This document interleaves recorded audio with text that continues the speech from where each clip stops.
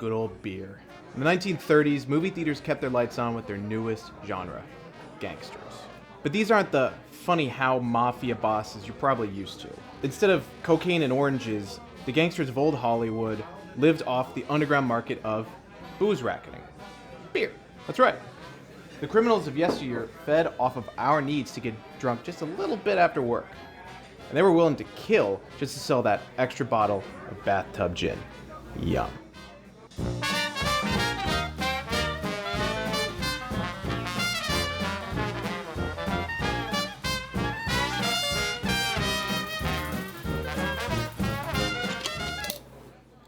By 1930, Prohibition had been going strong for 10 years.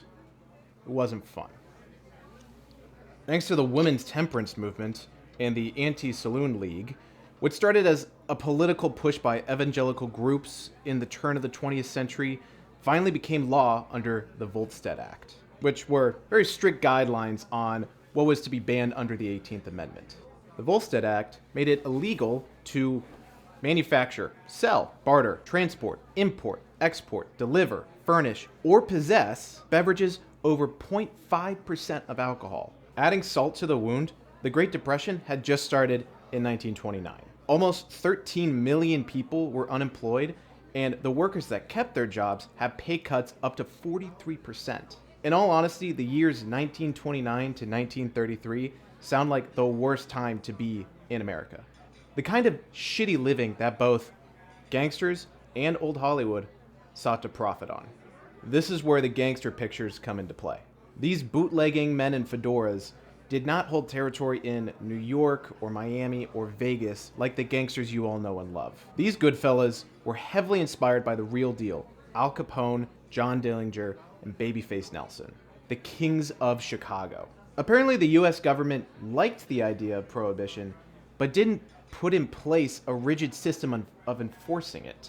Cities were full of speakeasies and beer runners. Anyone that needed a drink had plenty of places to go to. Too many places.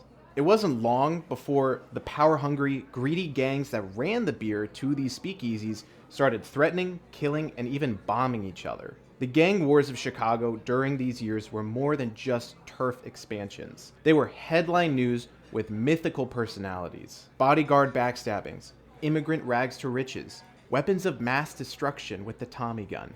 The kind of stories that happen in fantasy castles on the big screen. All these legendary crimes were ripped straight from the headlines and put into Hollywood scripts before the ink was dry or the bodies were cold. And no studio did it better than Warner Brothers. Warner Brothers was the biggest studio willing to push the envelope for ticket sales. The studio believed that telling darker stories of crime and war with a little bit of sex would get butts in seats during the Great Depression. And it worked. The gangster archetype quickly became a dark mirror to the American dream. A power-hungry strong man willing to shoot any obstacle in his path to be the king of the hill. Status and power were the name of the game. Being seen as soft or sticking to your own territory when threatened was a one-way ticket to the river. These stone-cold killers wore fedoras and drove in shiny cars like the Lincoln Continentals and Cadillacs. They threw lavish parties and smoked cigars in loud pinstripe suits. All for show, of course, to convince your boss's girl to sleep with you, because the women in this genre were more a prize to be taken than actual characters. Irish or Italian, all gangster pictures end the same way: death. A gangster enjoys the spotlight only for a short time, a meteoric rise and fall. In The Public Enemy, our gangster is killed by a rival gang because that movie is showing Law & Order is unable to fight against organized crime. It's out of control. But for most pictures, the gangster does die in a shootout with the police. And whether it's a cop or another gangster, the main character is filled with lead right on the streets. Justice is served out in the open rather than the courts, because no matter what angle you're playing in this gang war, no side plays fair. Actors Edward G. Robinson and James Cagney exploded in this genre, bringing the infamous wise guy accents and physicality to their roles. Humphrey Bogart got his start as a gangster too, but only in the Hays Code years, where he couldn't add the layers Robinson and Cagney mastered. Actresses like Anne Dvorak and Sylvia Sidney, they really shine as unconventional, three-dimensional women in these films. Dvorak playing Scarface's sister, and Sidney being in 1931's City Streets, which is more of a romance than a true gangster picture. The male stars became synonymous to this genre, with their careers mimicking the brief fame of their characters as the gangster genre was short-lived. So why talk about 1930s gangsters? Why make so many movies about them in such a short period of time? Despite the miserable state of America during the Great Depression and Prohibition, the gangsters on screen quickly became heroes, breaking free of a failed system to achieve the American dream. All it took to grab hold of this fantasy of riches and women was to shoot the cops that beat you down, backstab your boss, and do whatever you want. Drink, smoke, gamble, fancy suits, fancy cars, fancy clubs, and never be hungry again. Gangsters were the survivors of a system they were born into, immigrants crawling up the ranks any way they could. They were sympathetic anti-heroes while at the same time forces of nature the city had to obey. Individualism, excess, lavish decorations, a chance for working class people to finally be in the spotlight. It was a cathartic viewing experience for audiences at the time. So much so, they would risk spending the little money they had just to go see it. The violence was thrilling and there was a lot of sexy women dancing around, but besides those two things, it didn't hurt that people looked up to these gangsters as an immigrant that made it and a anti-establishment path. This, of course, is where the state censors start to clutch their pearls. The murder and sex, yeah, keep that to a minimum. But the darker undertones of pre-code gangster pictures were these anti-establishment romanticizing of mob bosses, like bad people. They weren't just criminals, they were vultures feeding off the decay of American society, which makes good entertainment.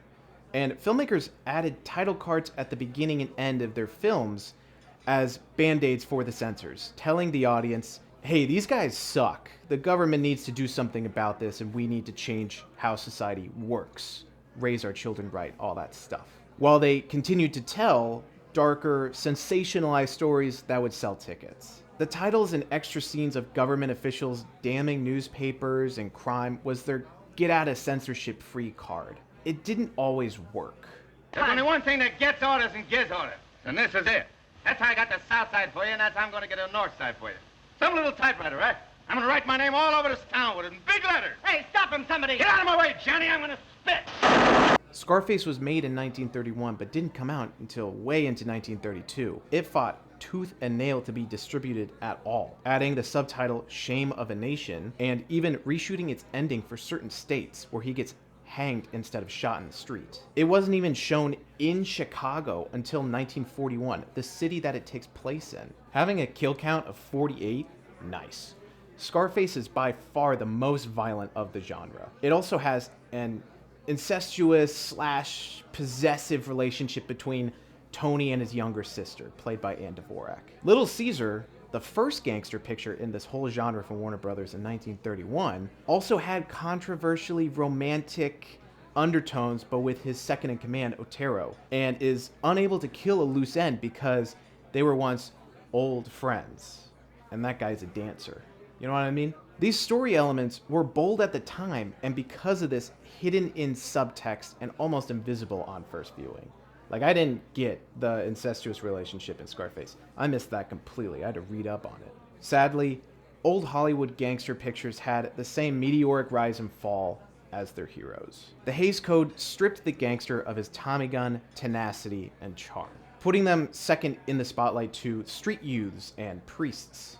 Casual drinking in speakeasies was heavily censored, so Cagney in his last gangster role drinks milk pretty much the entire time until he gets his heart broken and then bam, automatic alcoholic. The Roaring Twenties is actually one of the best in the genre, but by the time it was made in 1939, the era of bootlegging was history. The film is actually a period piece about the decade before.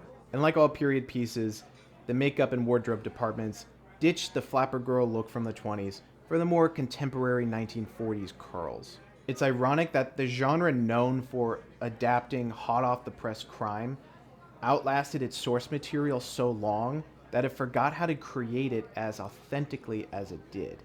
In retrospect, this decade of gangster pictures is often referred to as proto-noir. Both in aesthetic and theme, the early gangster pictures developed what a post-war noir films would perfect. Murderous silhouettes, murder mysteries, exploring the criminal underbelly of urban sprawl, fedoras, car chases, and tragic love stories. Femme fatales were more developed in the noir genre, but the tragic love stories are still here in the gangster picture. Hell, Humphrey Bogart got his start in gangster pictures before Hollywood even knew how to use him correctly as a PI. German Expressionism is still the main foundation for the noir genre, with German filmmakers entering Hollywood as refugees after World War II, but the aesthetics of the pre-code gangsters deserve at least some of the credit.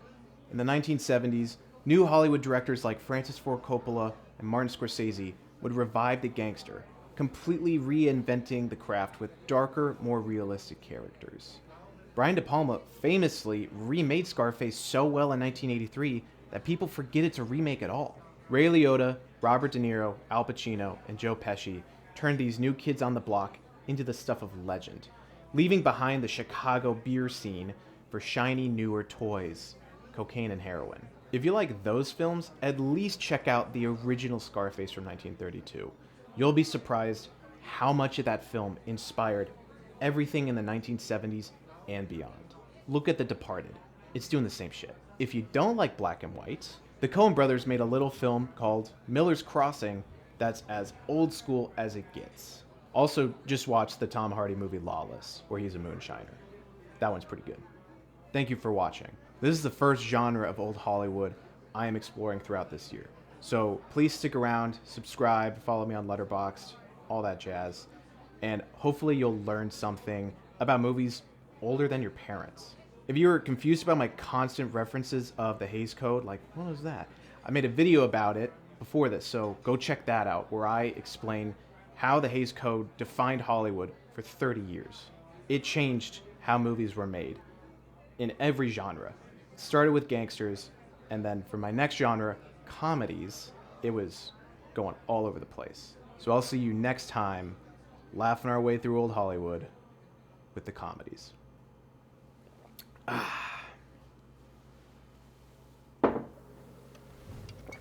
I didn't think I would make it.